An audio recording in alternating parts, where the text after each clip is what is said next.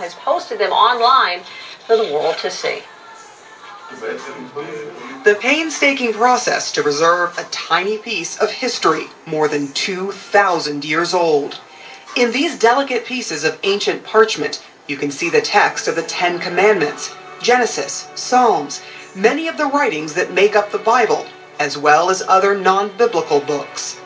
These are some of the thousands of fragments of the Dead Sea Scrolls, found by a Bedouin shepherd in caves 65 years ago near the Dead Sea, in what is now the West Bank. These are all manuscripts written 2,000 years ago, at the time when both Judaism and Christianity were formalizing as we know them today. There are only 5 conservators on the planet allowed to handle these fragments, which when pieced together reveal some of the holiest and well-known texts of the world.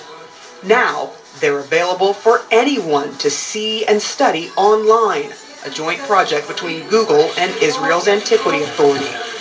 For me, this is a dream come true. I've been working on this, or I've come up with this idea, 5 years ago. Now, not only the scholarly world is going to gain from this, but the public as well. The 5-year process included photographing thousands of fragments, 28 times each, front and back, using different colors of the spectrum and NASA technology to reveal previously undetectable writings. Then I'm getting all the exposures on the screen and I'm combining them all into one multispectral image.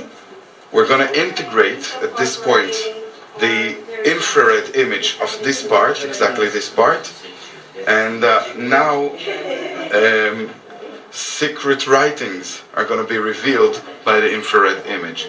So every itty-bitty fragment has a code, and you can punch that code in by going to Explore the Archive, and then it will give you a lot of the information about that particular fragment. So we were looking at 4Q243, that's the one that we saw photographed. You punch that in, and up comes some images. It says that the site it was found in was Cave 4 in Qumran, that the language is Aramaic.